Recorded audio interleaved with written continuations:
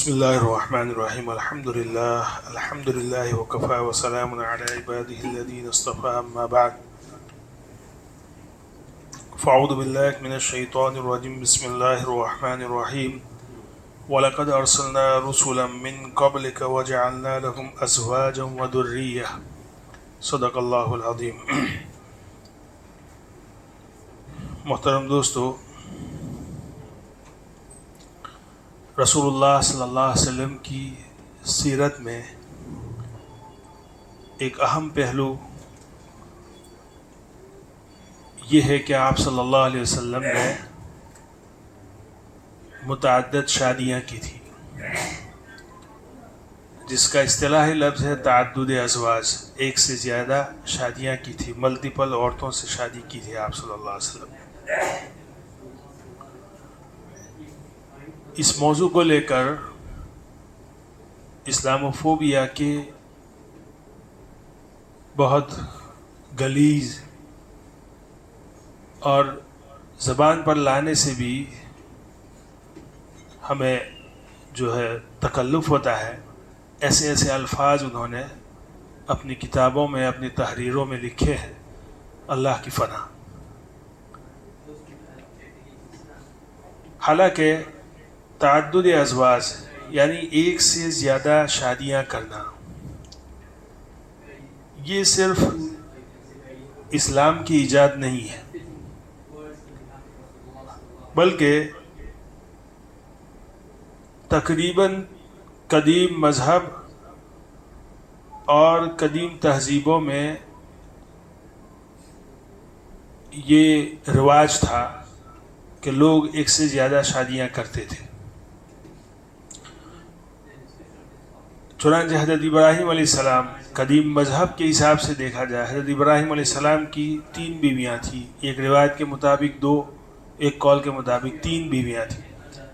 حضرت داؤد علیہ السلام، حضرت سلیمان علیہ السلام، حضرت یعقوب علیہ السلام، ان کی سیرت کو آپ پڑھیں. حضرت یعقوب علیہ السلام کی 4 بیویاں تھیں، حضرت سلیمان علیہ السلام کی 100 بیویاں تھیں. ایک قول کے مطابق 70 بیویاں تھیں. حضرت داؤد علیہ السلام کی 100 بیویاں تھیں. یہ یہودیت کی بات کر رہا ہوں. قدیم مذاہب میں بھی یہ رواج تھا ایک سے زیادہ شادی کرنے کا. اس سے آگے چلیے، عیسائیت میں چونکہ ہمارا عقیدہ یہ ہے، حضرت عیسیٰ علیہ السلام نے اپنی پہلی زندگی میں کوئی شادی نہیں کی تھی. ہاں، وہ جب قیامت سے پہلے جب آئیں گے تو اس وقت شادی کریں گے. اسی لیے سب سے زیادہ سوالات آپ کو اس سلسلے میں عیسائی عورتیں کرتی ہیں. ہمیں بھی اس کا تجربہ ہے، اور عیسائی مصنفین نے اس موضوع پر بہت لکھا ہے، بہت زیادہ غلیظ الفاظ استعمال کیے ہیں آپ صلی اللہ علیہ وسلم کی ذات اقدس کے لیے. اسی طرح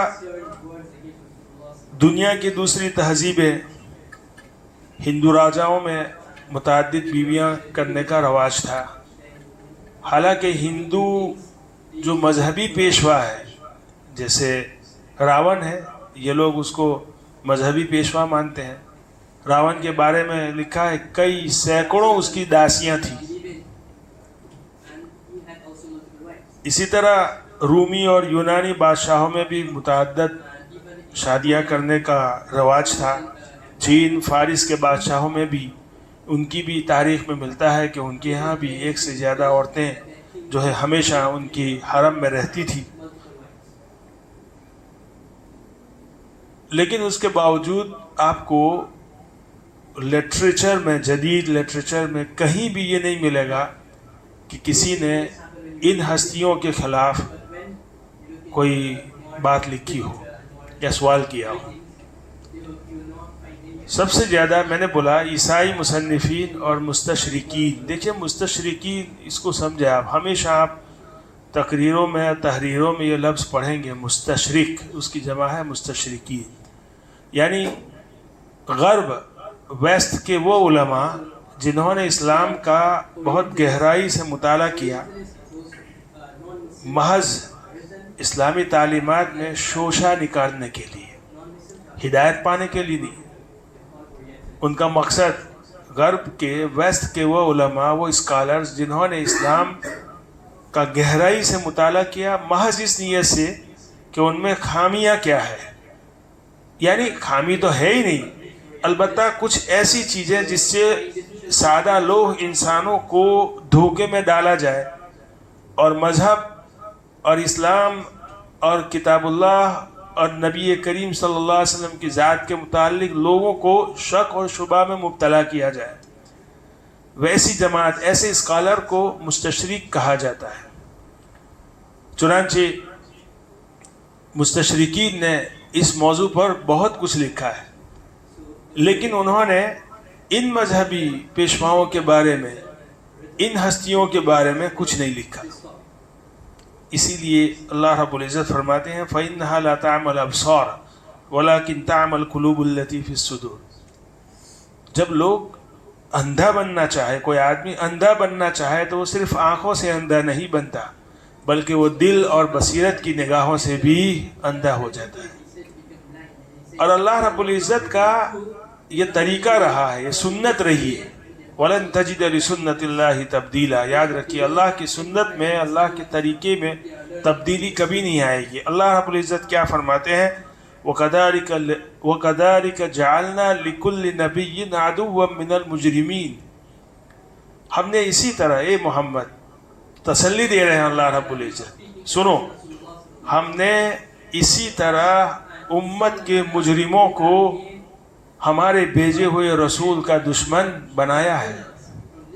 یعنی ہر نبی کے لیے ان کی امت میں ایسے مجرم اور کرمینل اللہ نے پیدا کیے ہیں جو ان کے دشمن بن کر رہے.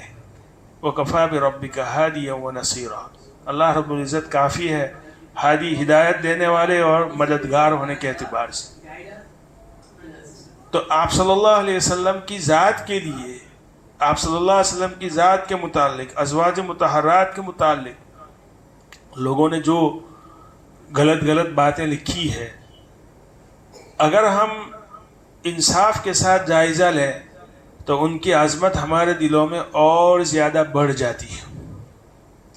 چنانچہ ایسے ہزاروں قصے ہیں اور واقعات ہیں کہ لوگوں نے اسلام دشمنی میں اسلامی لٹریچر کا مطالعہ کیا، لیکن جس کتاب کو انہوں نے اٹھایا، اس کتاب کو پوری ہونے سے پہلے اللہ تعالیٰ نے ان کو ہدایت دے دی.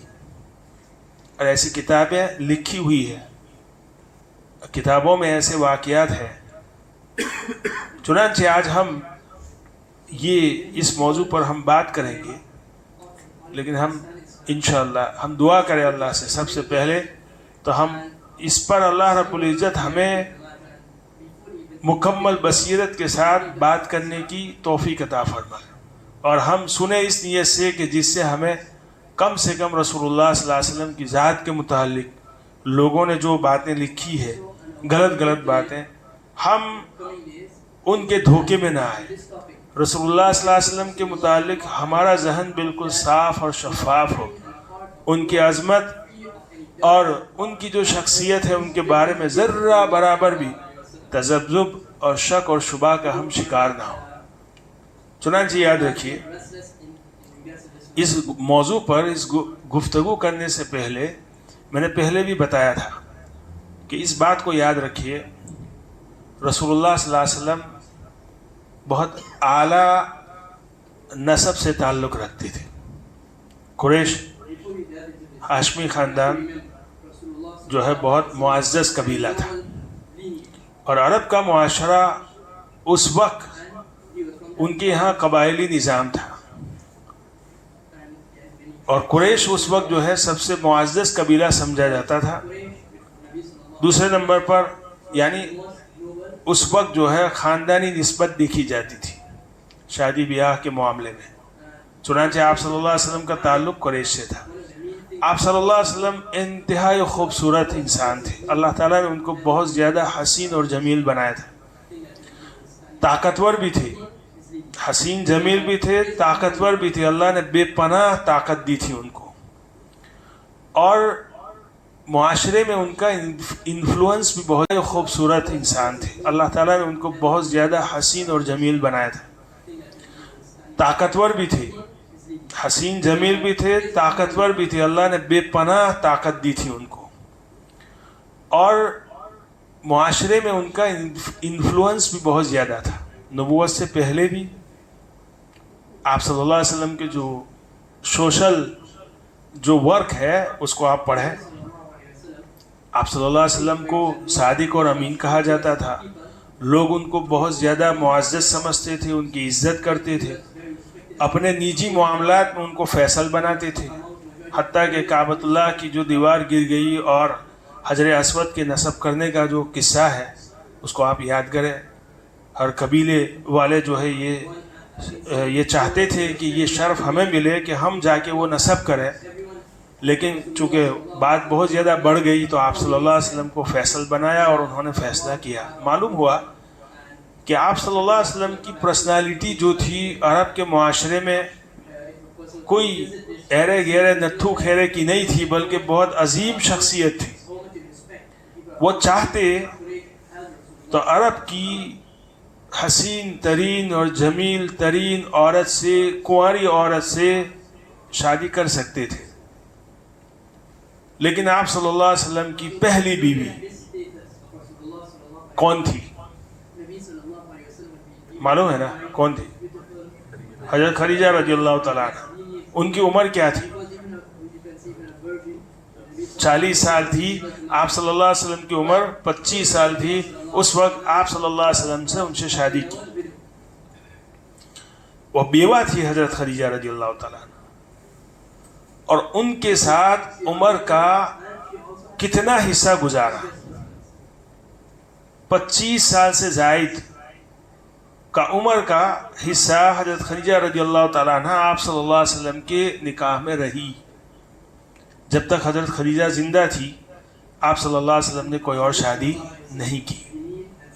تو اس موضوع پر گفتگو کرنے سے پہلے 2 اہم نقطے آپ یاد رکھیں. ایک تو یہ ابھی جو میں نے بتایا, آپ صلی اللہ علیہ وسلم کی پرسنالٹی اور آپ صلی اللہ علیہ وسلم کی پہلی بیوی حضرت خدیجہ اور حضرت خدیجہ رضی اللہ تعالیٰ عنہ کی شخصیت, کہ وہ ان کی عمر کیا تھی اور ان کا اسٹیٹس کیا تھا. وہ بیوہ تھی, ویدو تھی. دوسرے نمبر پر آپ صلی اللہ علیہ وسلم نے ٹوٹل 11 شادیاں کی, اور ان میں سے ایک کنواری تھی صرف حضرت عائشہ صدیقہ رضی اللہ تعالی عنہ, باقی سب جو ہے بیوہ تھی. سمجھ رہے ہیں؟ معلوم ہوا کہ کوئی نوجوان عورت حضرت عائشہ صدیقہ کے علاوہ تو ان کی نکاح میں تھی ہی نہیں. تو جس مقصد کے لیے مستشرقین نے جو لکھا ہے کہ پیغمبر محمد صلی اللہ علیہ وسلم نعوذ باللہ نقل کفر نباشت, یعنی غلط بات کو نقل کرنا غلط نہیں, لیکن غلط بات اپنی طرف سے کہنا یہ غلط ہے, لیکن کسی کی غلط بات نقل کی ہوئی نقل کرنا یہ غلط نہیں. آپ صلی اللہ علیہ وسلم نعوذ باللہ شہوت پرست تھے. اگر آپ صلی اللہ علیہ وسلم متعدد شادیاں کی, اگر مقصد شہوت پرستی ہوتا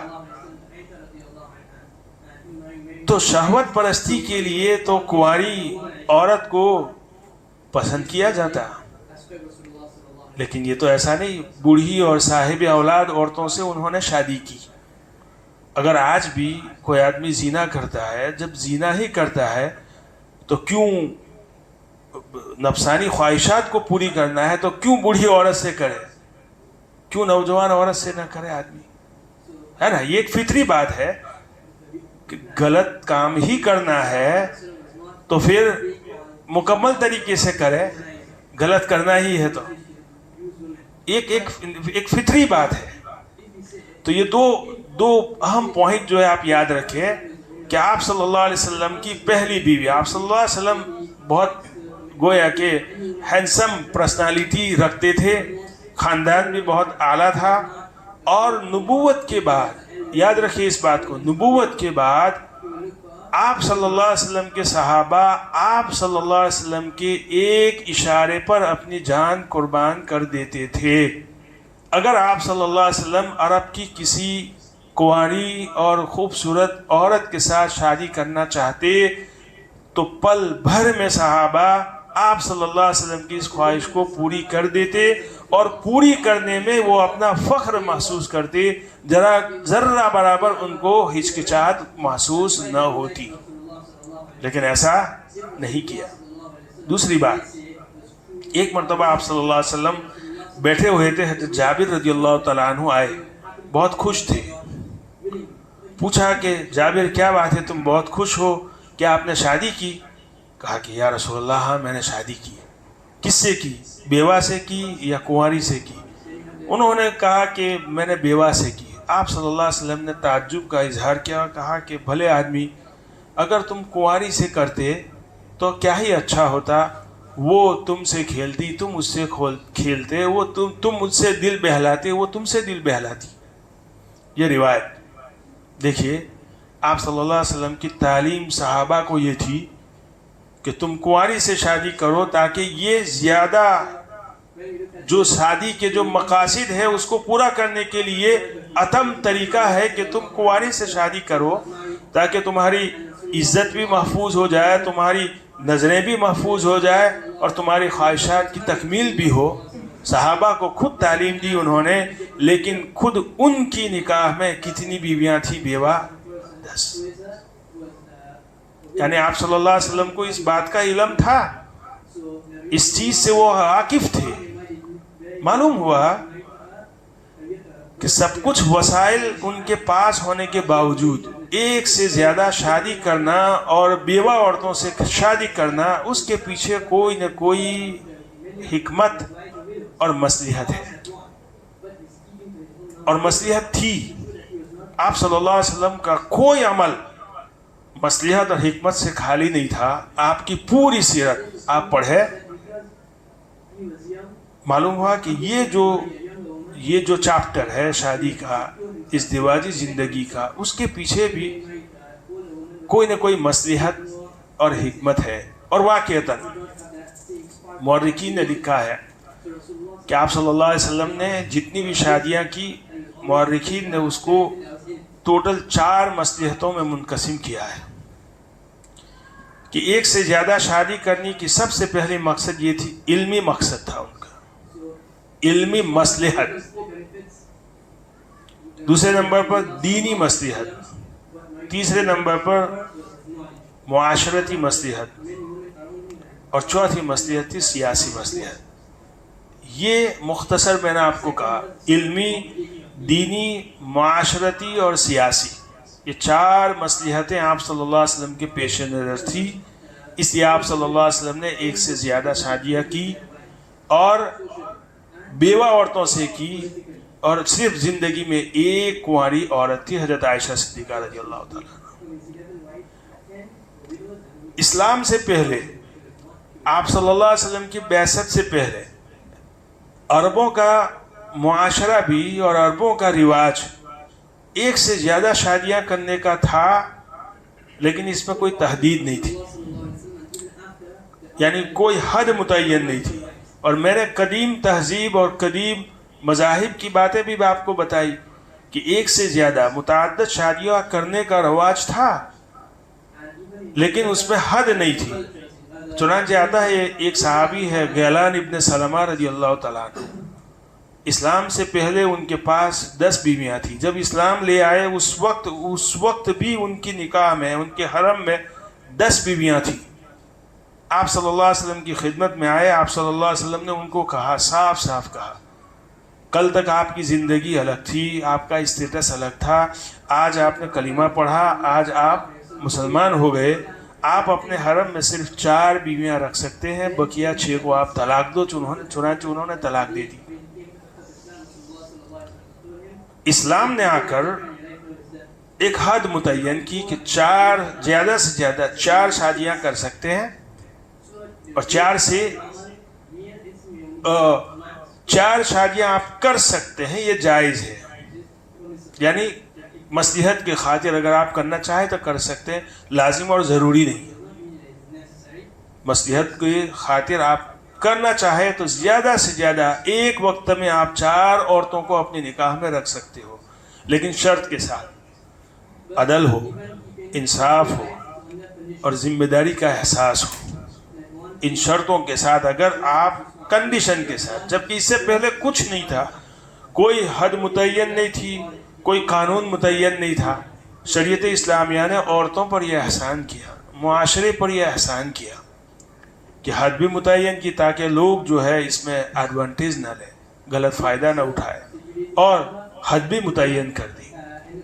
چنانچہ سب سے پہلی بات کہ آپ صلی اللہ علیہ وسلم جو ہم نے کہا، یاد رکھیے اس بات کو کہ مستشرقین اور عیسائیوں کا جو سوال ہے کہ آپ صلی اللہ علیہ وسلم نے ایک سے زیادہ شادیاں کیوں کی، وہ شہوت پرست تھے نعوذ باللہ۔ دوسری بات، حضرت عائشہ کی رضی اللہ تعالیٰ عنہ کے نکاح کے سلسلے میں وہ سوال کرتے ہیں کہ کم عمری میں ان کے ساتھ شادی کی، اس کی تفصیل سے ہم بات کر چکے ہیں اس موضوع پر۔ حضرت زینب بنت جہش، یہ آپ صلی اللہ علیہ وسلم کے ایک لیپالک منہ بولے بیٹے تھے، حضرت زید بن حارثہ رضی اللہ تعالیٰ عنہ، ان کی بیوی تھی یہ۔ تو اس وقت عربوں میں ایک رواج تھا کہ جس طرح آدمی اپنا حقیقی بیٹا اپنے حقیقی بیٹے کی بیوی کے ساتھ شادی نہیں کر سکتا، اسی طرح اپنا منہ بولا جو بیٹا ہے اس کی بیوی سے بھی وہ شادی نہیں کر سکتا۔ گویا کہ منہ بولا جو بیٹا ہے اس کو بھی حقیقی بیٹے کا درجہ دیتے تھے۔ چنانچہ اس رسم کو، اس رواج کو ختم کرنے کے لیے حضرت زینب بنت جہش سے شادی کی انہوں نے۔ سب سے پہلی مصلحت جو ہے، تو میں نے بتایا علمی مصلحت، دینی مصلحت، معاشرتی مصلحت اور سیاسی مصلحت، یہ 4 مصلحتیں آپ صلی اللہ علیہ وسلم کے پیش نظر تھی۔ اس لیے آپ صلی اللہ علیہ وسلم نے شادیاں کی، نفسانی خواہشات کے لیے نہیں۔ نفسانی خواہشات کی تکمیل کے لیے اگر شادی کرنا ہوتا، آپ صلی اللہ علیہ وسلم جوانی میں یہ سب شادیاں کرتے، حالانکہ پوری جوانی 50 سال کی عمر تک آپ صلی اللہ علیہ وسلم نے اکتفا کیا ایک عورت کی شادی پر جو آپ صلی اللہ علیہ وسلم سے 15 سال عمر میں بڑی تھی اور بیوہ تھی۔ اگر یہی مقصد ہوتا نفسانی خواہشات کی تکمیل تو جوانی میں کرتے۔ بڑھاپا ہے، بڑھاپے میں آپ صلی اللہ علیہ وسلم شادیاں کر رہے ہیں ایسی عورتوں سے جو بیوہ ہے اور بچے والی ہے۔ چنانچہ سب سے پہلے مصلحت علمی مصلحت۔ علمی مصلحت کیا تھی؟ آپ صلی اللہ علیہ وسلم یہ چاہتے تھے کہ دیکھو معاشرے کا جو پاپولیشن ہے اس کا 50% کون ہے؟ فیمیل ہے، اور ان کے لیے بھی وہی احکام ہے جو مردوں کے ہیں، بلکہ عورتوں کے کچھ مسائل، کچھ احکام ایسے ہیں جو عورتوں ہی کے ساتھ خاص ہے، اور ان مسائل کی توضیح اور اس مسائل کو پوچھنے کے سلسلے میں عورتیں حیا اور شرم محسوس کرتی ہیں۔ چنانچہ کچھ ایسی معلمات تیار ہو جائے، ایسی فیمیل ٹیچر تیار ہو جائے جو عورتوں کے ان مسائل کو حل کرے۔ اس لیے آپ صلی اللہ علیہ وسلم نے ایک سے زیادہ عورتوں سے شادی کی، یہ علمی مصلحت کے لیے۔ چنانچہ بہت سارے ایسے مسائل ہیں جو نجی مسائل عورتوں کے، جو حضرت ام سلمہ سے اور حضرت عائشہ صدیقہ رضی اللہ تعالی عنہا سے جو روایتیں مروی ہے وہ اسی لائن کی ہے۔ عورتوں کے مخصوص مسائل، حیض، نفاس اور جنابت اور وظیفہ جوزیت، اس سلسلے کے۔ چنانچہ ایک روایت میں ہے کہ ایک انصاری صحابیہ آپ صلی اللہ علیہ وسلم کی خدمت میں آئے اور آپ صلی اللہ علیہ وسلم سے سوال کیا حیض کے غسل کے بارے میں۔ آپ صلی اللہ علیہ وسلم نے ان کو اشارتاً کنایتاً سمجھایا۔ کیوں اشارتاً کنایتاً سمجھایا؟ دیکھیے یہ بھی ایک حقیقت ہے۔ آپ صلی اللہ علیہ وسلم کے بارے میں آتا ہے حدیث میں کہ وہ ایک کنواری باحیا عورت سے زیادہ شرم و حیا اپنے اندر رکھتے تھے۔ انتہائی زیادہ شرم و حیا آپ صلی اللہ علیہ وسلم کے اندر موجود تھی۔ تو ظاہر سی بات ہے جب آدمی خود باحیا ہو تو عورتیں خود اسے حیا اور شرم محسوس کرتی ہے۔ جو آدمی خود بے حیا ہو اس سے عورتیں بھی بے حیا بے حیائی سے برتتی ہے. یاد رکھیے اس بات کو, یہ ایک فطری چیز ہے. تو آپ صلی اللہ علیہ وسلم خود باحیا تھے, تو عورتیں بھی باحیا آپ صلی اللہ علیہ وسلم کے ساتھ حیا کے ساتھ پیش آتی تھی. وہ حیا اور شرم محسوس کرتی تھی.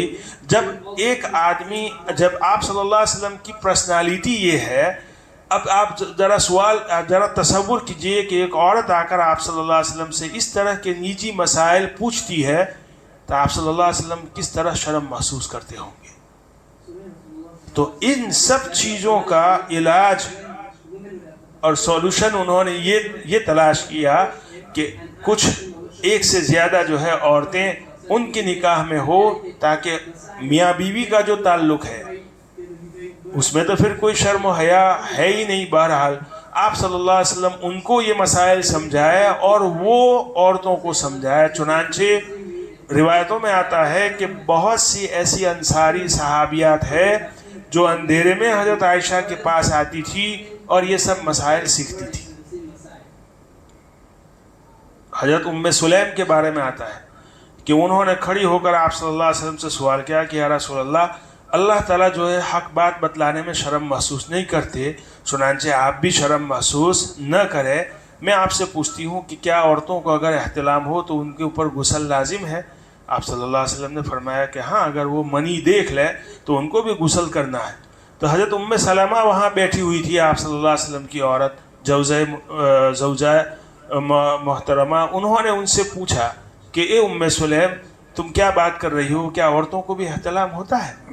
یہ کیسا سوال تم کر رہی ہو؟